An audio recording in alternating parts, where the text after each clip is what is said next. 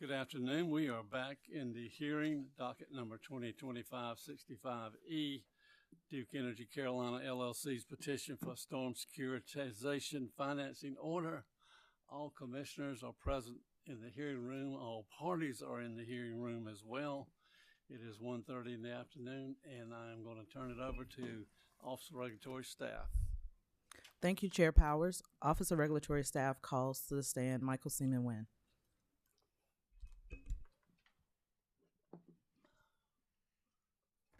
If you'll raise your right hand, do you solemnly affirm that the testimony you're about to give will be the truth, the whole truth, and nothing but the truth? Thank you.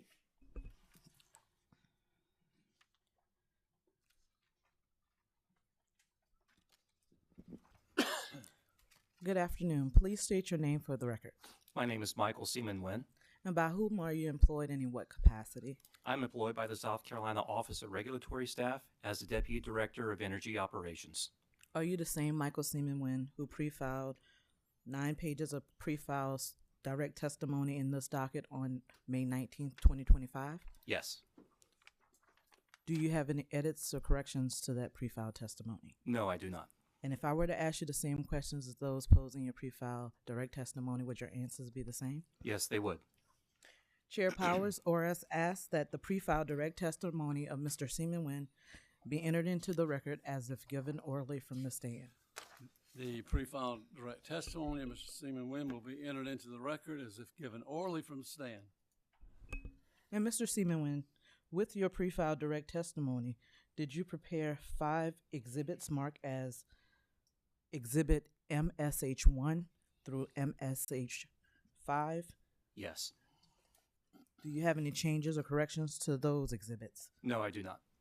Chair Powers, ORS asks that Mr. Seaman Wynn's 5 exhibits, Exhibit MSH1 through MSH5, be entered into the record as the next hearing exhibit.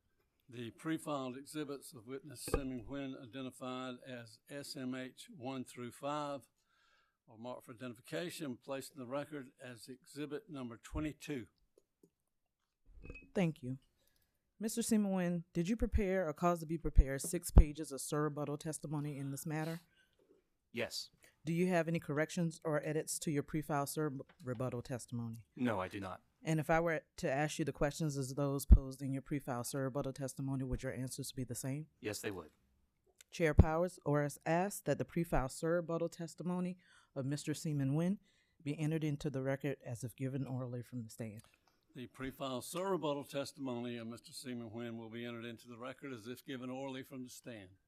And Mr. Seaman Wynn, did you prepare or cause to be prepared 1 exhibit that accompanied your pre-filed surrebuttal testimony? Yes.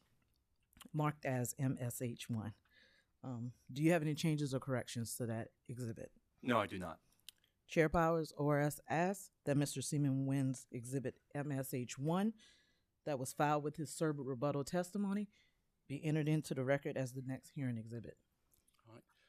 As to all of Mr. Seaman Wynn's exhibits, is any objection to them being put in the record? I forgot to ask.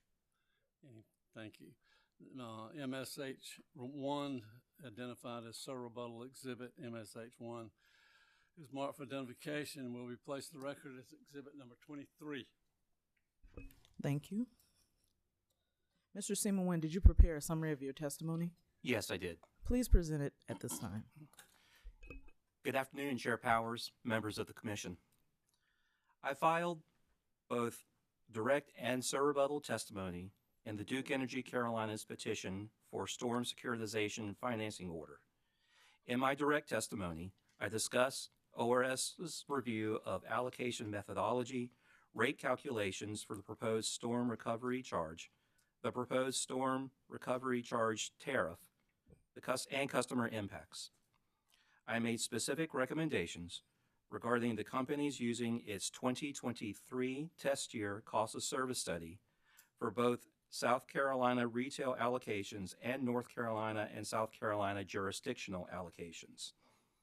I also recommended the Commission consider whether the company's request to charge its Greenwood customers, as proposed in its petition, comported with Act 1293 and Commission Order numbers E-976 and 1985-841. In surrebuttal testimony, I responded to the rebuttal company testimony of witnesses Culbreth, Jiggets, and Moore. I verified the company's calculations of the proposed storm recovery charge and verified the company's removal of storm recovery costs associated with DEC customers on the Greenwood raid. Subsequent to the filing of my direct and surrebuttal testimony in this matter, a settlement agreement was entered into by the parties, resolving all issues in this docket. I have reviewed the settlement with particular emphasis on the items listed above and present to the Commission that the agreement reflects a compromise between all parties, resulting in just and reasonable rates and is in the public interest. ORS believes the terms of the settlement agreement are reasonable, and ORS requests that the Commission accept the settlement in its entirety. This concludes my summary. Thank you, Mr. Seaman-Wynn. Chair Powers, Mr. Seaman-Wynn is available for commission questions. Thank you very much. Any questions from the company? Any questions, DCA? Commissioner questions? One. Commissioner Castle. Thank you. Afternoon. Afternoon. You may be the one, but I didn't want to risk what I had to do to poor Mr. Scott. In Ms. Jiggett's and Ms. Colbert's testimony, Ms. Jiggett's was talking about the quantifiable benefits and the net present value, and I guess securitization versus the traditional method and the methodologies used for that. And I'm not claiming to know what those are, but relative to that, did ORS evaluate that to a degree that you're satisfied with how they did it? Commissioner, that was not my area of review in the case. I would direct you to ORS witness Roden and ORS witness Collin. They should be able to address that, but I believe that the answer to your question is yes. Well, they were my next choices, but I wanted to make sure I didn't slip up on this. All right, thank you very much. I have no questions. Yes, sir. Thank you, Commissioner Caston. Any further commissioner questions? Vice Chair Williams. Thank you, Mr. Chair. Good afternoon, sir. Good afternoon. My question is a high-level question, very general. Don't want to get deep into the details regarding the Office of Regulatory Staff's thoughts of what some of my colleagues have referenced as the potential for more than one securitization charge on a customer's bill. Has there been any thought put into what that world would look like for customers?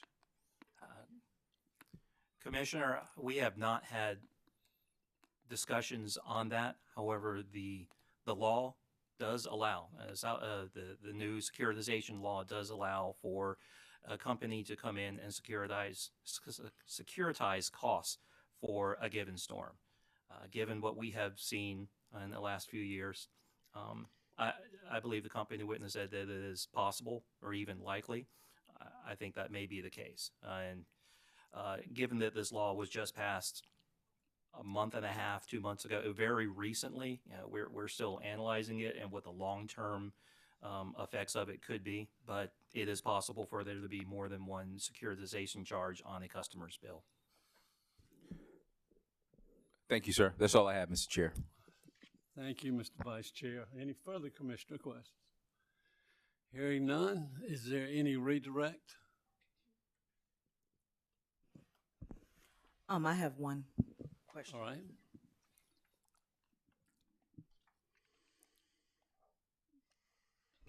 Mr. Seaman-Wynn, you just, in response to the commission question, you just stated that, given the amended statute, you believe that multiple charges on a customer's bill is possible. Is that correct? It could be possible. Okay. And also you stated that, given the amended statute that was passed earlier this year, ORS is still reviewing. Would you agree that ORS did review the amended statute and ensure that this proceeding was carried out in compliance with that statute? Absolutely. Thank you. Thank you, Ms. Rainey. And as a result of that, any questions from anyone? All right, you're free to step down. Thank you. Thank you. Chair Powers, ORS calls Jeremy Traska to the stand. He is appearing virtually. All right.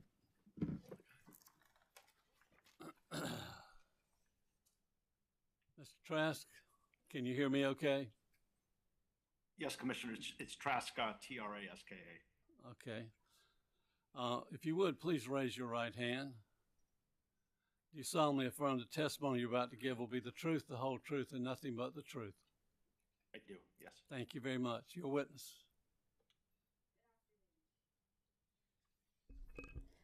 Good afternoon. Please state your name for the record. Jeremy Traska. Please provide your occupation and business address. I'm a managing director in the Debt Capital Markets and Advisory Group with Drexel Hamilton, an investment bank based in New York, and I've been retained as consultant for the ORS.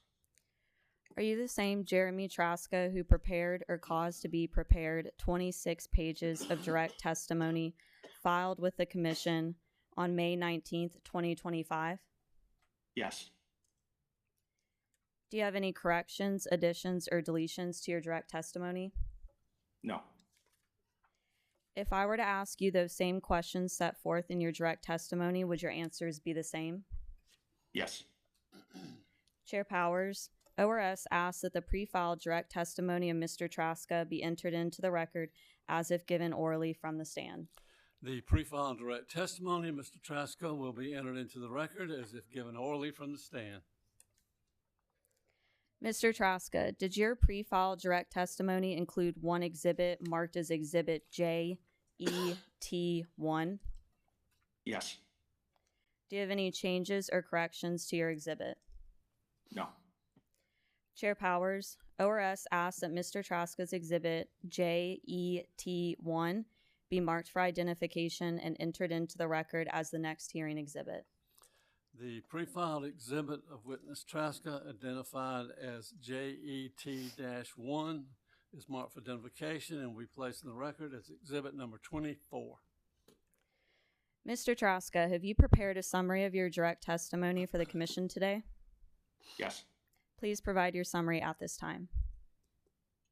Good afternoon, Chairman Powers, Mr. Vice Chair, and members of the Commission. My name is Jeremy Traska. I'm a managing director in the Debt Capital Markets and Advisory Group, focused on power and utilities with Drexel Hamilton, an investment bank based in New York. I have nearly 3 decades of experience in the financial services industry with a focus on the power, utility, and energy sectors. I have served as securitization consultant to a number of regulatory agencies in multiple jurisdictions, including in 2024 with a storm securitization sponsored by Duke Energy Progress, representing the Office of Regulatory Staff, ORS. I have been retained by ORS in this proceeding to analyze, review, and develop recommendations for Duke Energy Carolina's petition for a storm securitization financing order. Specifically, my direct testimony focused on the reasonableness of the financing costs proposed by the company, including estimated fees, structuring of the bond issuance, the expected pricing of the bonds, and the terms and conditions of the proposed securitization. As part of my direct testimony, I identified 7 primary structural provisions of utility securitizations, the most important of which relate to the special purpose entity, or SPE, and the collections and remittance process. The SPE will be structured as a limited liability company with bankruptcy remoteness, which would protect the intangible property rights and the storm recovery property in the unlikely event of a bankruptcy filing by the company, its parent, or affiliates. Further, structuring the SPE in this way allows for an arm's length transaction between the SPE and the servicer administrator. These provisions are imperative to achieve the targeted AAA rating. The collections and remittance provisions will be accomplished by the company and a trustee, where the company will act as the servicer for the SPE and the trustee will act as a representative for bondholders. During my review, I determined that these important structural provisions, which the company outlined in its proposed petition, are aligned with 2 provisions that are crucial for the highest possible credit rating and allow for a marketable transaction.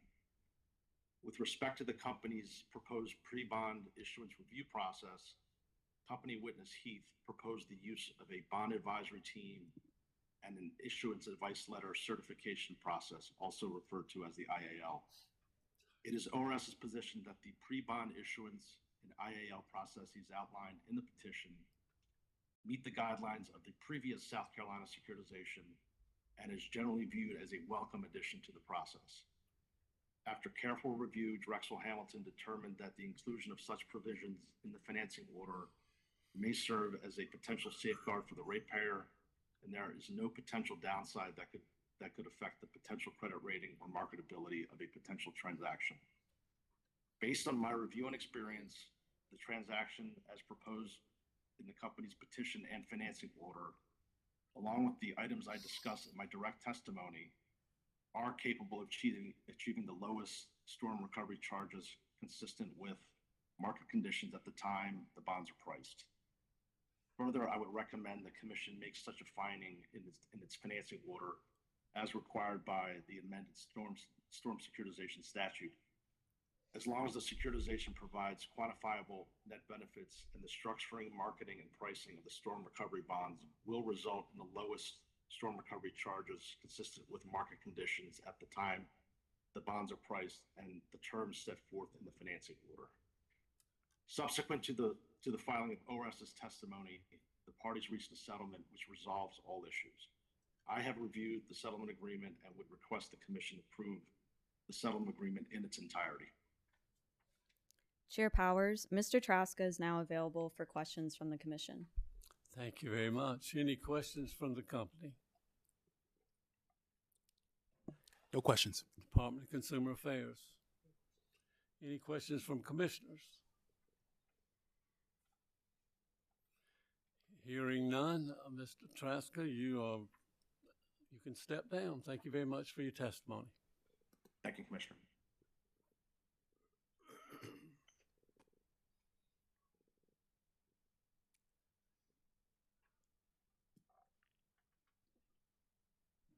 Chair Powers, ORS now calls Mr. Mark Roden to the stand. Come forward.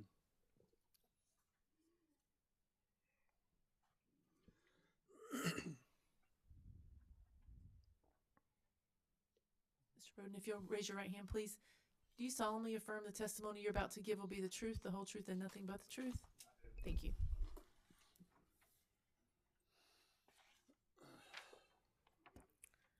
Good afternoon. Please state your name for the record. Mark A. Roden.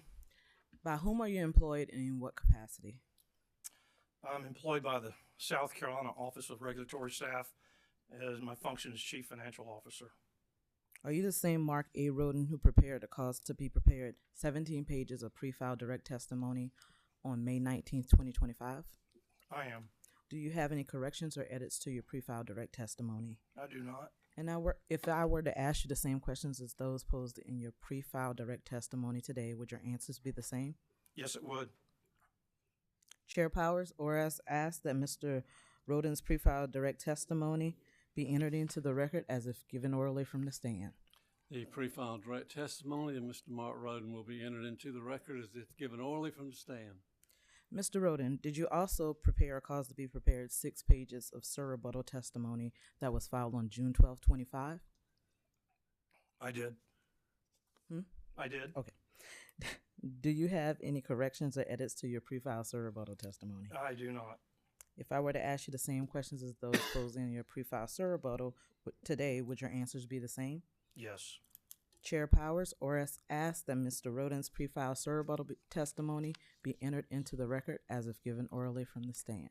The pre-filed surrebuttal testimony of Mr. Roden will be entered into the record as if given orally from the stand. And Mr. Roden, did you prepare a cause to be prepared 3 pages of settlement testimony that was filed on June 23rd, 2025? I did. Do you have any edits or corrections to your settlement testimony? I do not. And if I were to ask you the same questions as those posed in your pre-filed settlement testimony today, would your answers be the same? Yes, it would. Chair Powers, ORS asks that Mr. Roden's settlement testimony be entered into the record as if given orally from the stand. The pre-filed settlement testimony of Mr. Roden will be entered into the record as if given orally from the stand. Mr. Roden, did you prepare a summary of your testimony? I did. Please present it for the commission at this time. Thank you. Good afternoon, Mr. Chairman and the commission. In my direct testimony, subject to the recommendations and conditions identified in ORS witness Collin, Seaman Wynn, and Traska testimonies, ORS recommends that the commission find the recovery bonds will result in quantifiable net benefits to customers on a present value basis as compared to the cost that would have been incurred in the traditional rate making process, and find that the structuring, marketing, and pricing of the storm recovery bonds will result in the lowest storm recovery charges consistent with market conditions at the time the bonds are priced and the terms set forth in such financing order. Based on its review of the company's petition for the financing order, ORS addressed the following topics in my direct testimony as well as direct testimony of ORS witnesses Collin, Seaman Wynn, and Traska. Number one, we addressed the company's update to estimated deferred carrying costs due to any difference in estimated bond issue date and the actual bond issue date. The company's request to establish a regulatory asset to defer upfront financing costs in excess of final estimates and request for carrying costs. Number three, the reasonableness of the methodology to calculate estimated storm costs to be securitized. Number four, the company requests to securitize funding to offset its negative storm reserve balance. Five, the company's proposed carrying costs on the difference between estimated and actual storm recovery costs. Number six, ORS's request that certain regulatory liabilities be established. And number seven, company's proposal to accrue return on a ADIT liability using the securitization bond rate until a future rate case proceeding. And then finally, ORS's recommended treatment of carrying costs for deferrals. And that was my direct testimony. On my surrebuttal testimony, the purpose of that testimony was to respond to company witness Jiggett's rebuttal testimony related to ORS's request for deferred regulatory liabilities to capture identified savings to customers, and then respond to the company's rebuttal related to the ORS proposed return on deferrals. That was my surrebuttal testimony. And in my settlement testimony, the purpose of that testimony is to support the terms of the comprehensive settlement agreement reached between ORS, DEC, and the South Carolina Department of Consumer Affairs, all the parties to the proceeding. Testify that the settlement is in the public interest. The proposed issuance of storm recovery bonds will provide net quantifiable benefits of approximately $143 million or 20.9% to customers on a present value basis as compared to the cost that would have been incurred absent the issuance of bonds. And the structuring and marketing and pricing of the bonds will result in the lowest storm recovery charges consistent with market conditions at the time the storm recovery bonds are priced. An approved settlement saves the time and cost of a fully litigated hearing before the commission and any ensuing appeals. The collaboration on the part of the parties here was key to achieving the savings to customers as authorized under the amended Storm Securitization Act. And additionally, the settlement includes agreement on the treatment of savings to customers identified in ORS's review. Thank you. This completes my summary. Chair Powers, Mr. Roden is available for commission questions. Thank you very much. Any questions from Duke? No questions. DCA? No questions. Any commissioner questions? Mr. Caston? You were tagged. I will ask you these questions, tagged by Mr. Seaman Wynn. So if you pass that on to someone else, let me know.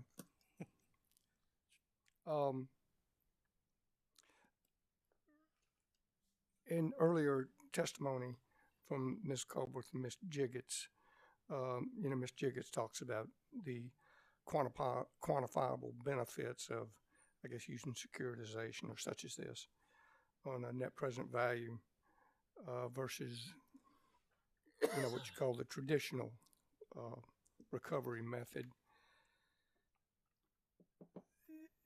Do you, and by you, ORS agree, if not the methodology, at least the general outcome, that do you agree with that process? That the security, I don't know how she compared the things. I mean, whatever methodology Ms. Jiggets used, I'm sure is, I don't know how common it is, and I don't know how deep a dive ORS did in evaluating it, but I guess I'm asking in general, do you agree with Ms. Jiggets' statement that based on the market conditions of March 17th, 2025, the issuance of storm recovery bonds, imposition of storm recovery charge, which she refers to as storm recovery charge method, are expected to provide quantifiable benefits to the company's customers on an NPV basis as compared to the cost that would have been incurred by customers absent the issuance of storm recovery bonds, which she refers to as traditional recovery method. Yes, we do agree, of course, and as stated in my settlement testimony. And as part of our review,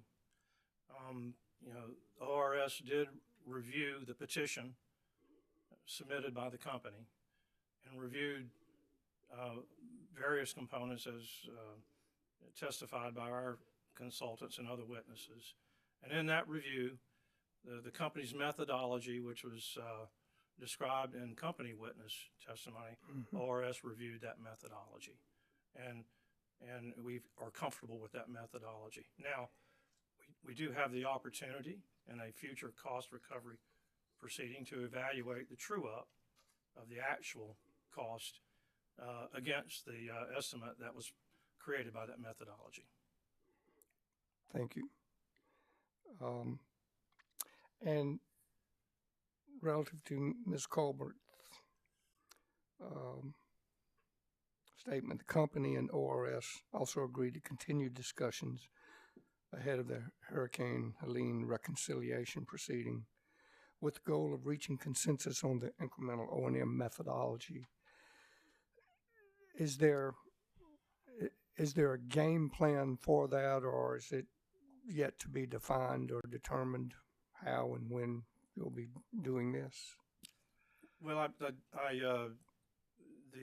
a game plan in the form of a schedule I'm not aware of at this point, but as part of this proceeding and in the settlement process, the company and the participants held a significant amount of beneficial communication to settle on these issues, and we have no reason to believe that won't take place in this periodic review of methodology.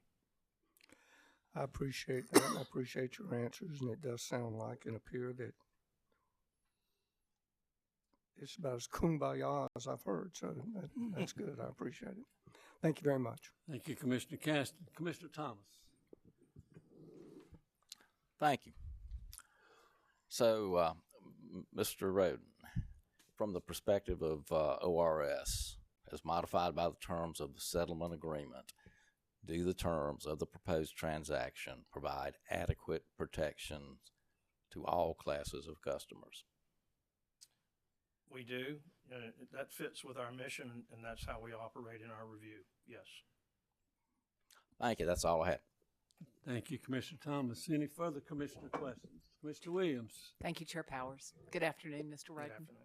I want you to help me to understand your second answer, maybe your third answer, but the top of page 2 in your settlement agreement testimony. The way I read it, I understand that you're testifying a confidence that what we will see, that we have achieved the lowest storm recovery charges consistent with the market conditions at the time of the storm recovery bonds are priced.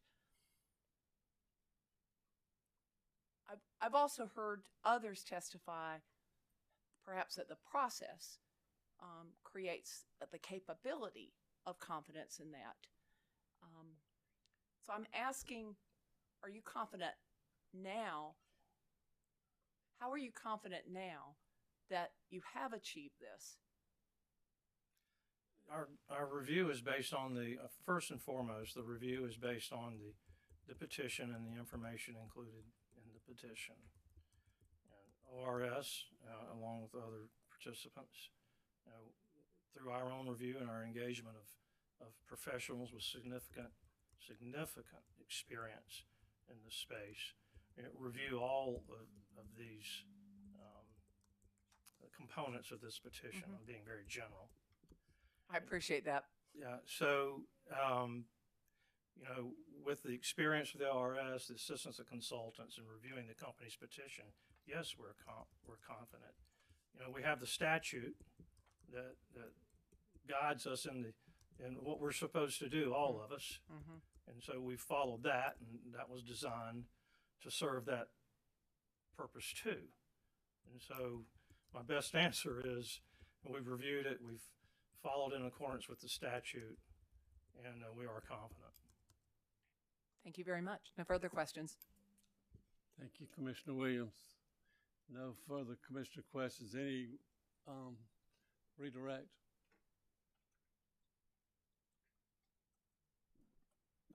No redirect.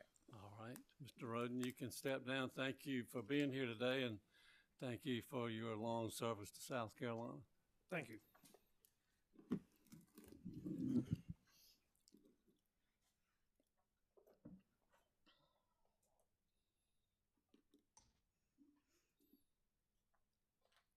Chair Powers, ORS calls its final witness, Mr. Lane Collin. He will be appearing virtually. All right. Mr. Collin, good afternoon. Good afternoon. Can you hear me okay? I can hear you perfectly well. Thank you. Would you please raise your right hand? Certainly. Do you solemnly affirm the testimony you're about to give to be the truth, the whole truth, and nothing but the truth? I do. Thank you very much. You're a witness. Thank you. Thank you, Chair Powers. Please state your full name for the record. My name is Lane Collin. Please provide your occupation and your business address. I am the president of J. Kennedy and Associates Incorporated. Business address is 570 Colonial Park Drive, Suite 305, Roswell, Georgia, 30075. Thank you. Are you the same Lane Collin who prepared or caused to be prepared 26 pages of corrected direct testimony in this docket on June 12, 2025? Yes. Do you have any corrections or edit to your pre-file corrected direct testimony? No. And if I were to ask you the same questions as posed in your corrected direct testimony today, would your answers be the same? Yes. Chair Powers, ORS asks that Mr. Collins' pre-file corrected direct testimony be entered into the record as if given orally from the stand. The pre-filed direct testimony and corrected direct testimony, Mr. Collin, will be entered into the record as if given orally from the stand. Mr. Collin.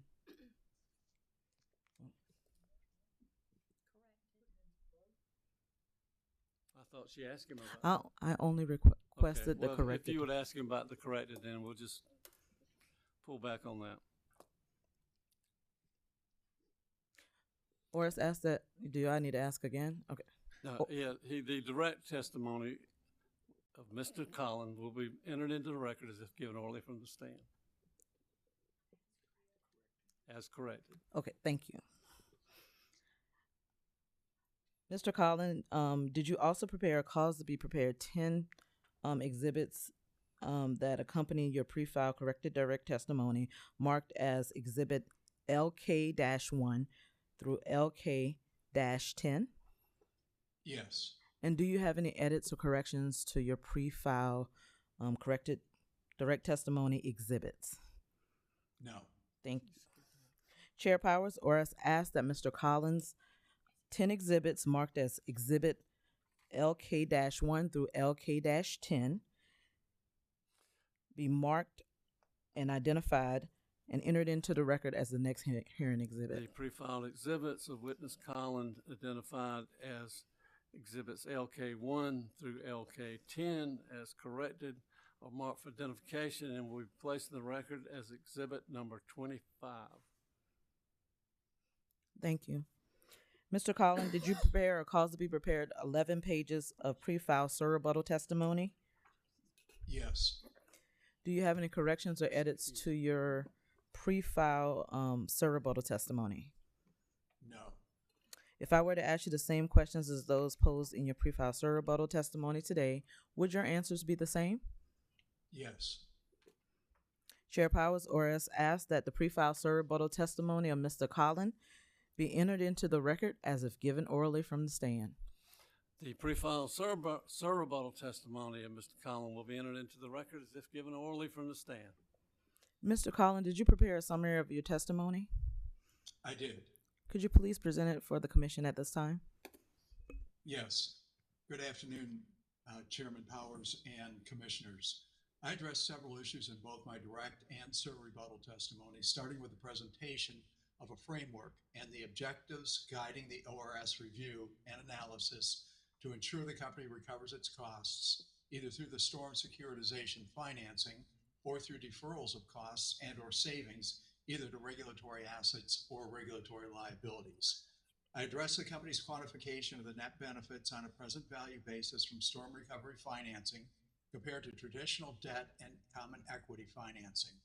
This is a statutory threshold that must be met to ensure the storm recovery financing results in savings to customers. DEC and ORS agree there is a very significant benefit from the storm recovery financing. That number has changed somewhat between the direct testimony and rebuttal and rebuttal testimonies and the settlement agreement, but the final number is reflected in the settlement agreement, 143 million, very significant. I addressed the company's quantifications of the estimated incremental storm costs deferred to regulatory assets for Hurricane Helene and the other named storm costs deferred as a negative balance or a regulatory asset in its storm reserve, including a deferred return on the Hurricane Helene regulatory assets. I addressed the company's methodology for calculating incremental storm costs. This methodology will be addressed in a subsequent reconciliation proceeding when an audit of the actual storm recovery costs is performed. However, the settlement agreement includes a provision for the company and ORS to attempt to reach a consensus on the methodology prior to the reconciliation proceeding. I also addressed numerous reductions in the costs that are recovered in present-based revenues, including reductions in depreciation expense and income tax savings, and cost reductions due to the storm costs incurred for new plant assets, including income tax savings, and cost savings from the storm recovery financing itself. I recommended that the savings be deferred to regulatory liabilities, addressed in the reconciliation proceeding, finalized, and then refunded to customers at that time. I also addressed the rates of return on the savings deferred to the regulatory liabilities, consistent with different forms of financing or avoided financing related to those savings. The settlement agreement resolves all of these issues consistent with the framework for recovery that I described in my direct testimony, except for the methodology for incremental storm costs, which will be subject to discussions between DEC and ORS prior to the reconciliation proceeding. The settlement agreement preserves all rights for ORS to review the storm recovery costs for prudence and reasonableness and to review the company's incremental cost methodologies to the extent those methodologies are not resolved through settlement prior to the reconciliation proceeding. In my review, the settlement agreement is reasonable and results in significant benefits to customers. I recommend that you approve it. That completes my summary. Thank you. Chair Powers, Mr. Collins is available for commission questions. Ms. Rainey, before we do that, you asked us to put in his corrected direct. Do you not want to put in his direct testimony into the record? No, I requested the corrected direct testimony, or else filed a complete package of his testimony as corrected direct, just for clarity of the record. Well, the settlement agreement says that you would place the direct testimony and exhibits in there. Do you want to do that or not? Well, I can move both sets Okay. into testimony for the benefit of the record. Well- So I can go back and do that. Chair Powers, Oris asks that the direct testimony of Mr. Lane Collin, filed in this docket on May 19th, 2025, be entered into the record as if given orally from the stand. The pre-filed direct testimony, Mr. Collins, will be entered into the record as if given orally from the stand. Now, he had some original exhibits, LK 1 through 10.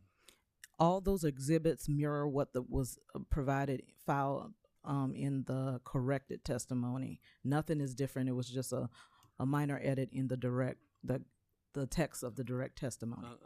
I'm just saying that the settlement agreement says you would put that into the record. So, Well, Chair Powers, Oris requests that the 10 exhibits filed with Mr. Collins' direct testimony, exhibit LK-1 through LK-10, be entered into the record as the next hearing exhibit. all right. The pre-filed direct exhibits of witness Collins, identified as LK 1 through 10, or marked for identification, will be placed in the record as exhibit number 26. Thank you so much. Thank you. Mr. Collins is available for questions from the commission at this time. All right, thank you very much. Any questions from Duke? No questions. Any questions from Department of Consumer Affairs? Thank you. Any commissioner questions? Hearing none, Mr. Collins, thank you for testifying today and presenting your work in this case. You may step down. Thank you. Chair Powers, that concludes Oris's case. Thank you very much, Ms. Rainey. Is there anything else from any other party? Not from the company. All right. Anything else from any commissioners? Commissioner Brett. Thank you, Mr. Chairman.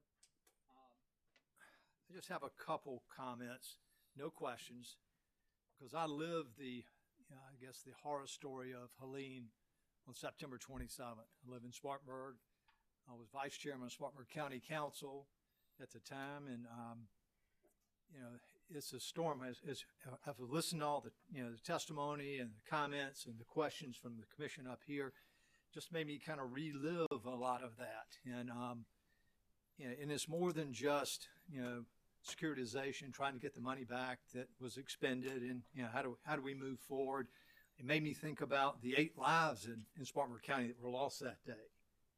Some young people, some older people, and not just that day, the weeks and really the months up until May 19th, the last council meeting I attended. We were still talking about cost recovery for the county, just how to clean it up, the rubble, which was over $20 million.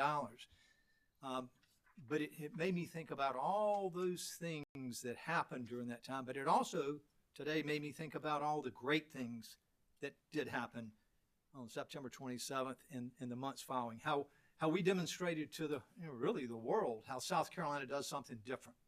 We partner, we come together, even in a tragedy, and how neighbors help neighbors, moving rubble, clearing the path where people could get to a hospital and putting them in cars.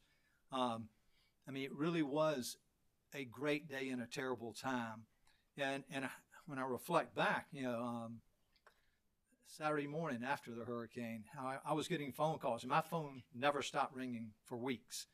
But I remember getting a call from a funeral home that was in desperate shape. They had generators, but they had no gasoline. Nobody was expecting that storm to come through the upstate. I thought it would go a different route, but how they had people in their funeral home that they were in trouble. They couldn't get them. They had them in the morgue, but couldn't get their generators going. And how everybody that I made a phone call to responded. But I also remember vividly the Duke Power folks. I mean, and it wasn't just a matter that we needed our power on so I could have lights and air conditioning. We had hospitals, people in surgery that had to be pulled out. We had people in nursing homes that couldn't be fed. We had children for weeks that depended on that breakfast and that lunch at their school that they didn't get. And how our community, rallied together to get those resources as fast as possible. And Duke Power stepped up. And their team that y'all assembled, you came to the rescue. And I greatly appreciate what you did, not just for Spartanburg County and not just for my constituents, but really the statement y'all made, I think to the world. But also I wanted to thank, this is my first hearing, so it's nice to have one that's a settlement hearing, and to have ORS, leading the charge along with DCA, Duke, and this commission about, again, we care about who we're here for, our residents. And I appreciate y'all working so hard together to bring us a settlement. And I thank you for letting me be a part of this. So anyhow, I'll end it with that, but thank you for all of you. And I thank you as well. Is there anything else from any party? Stay out of the heat, and we are adjourned.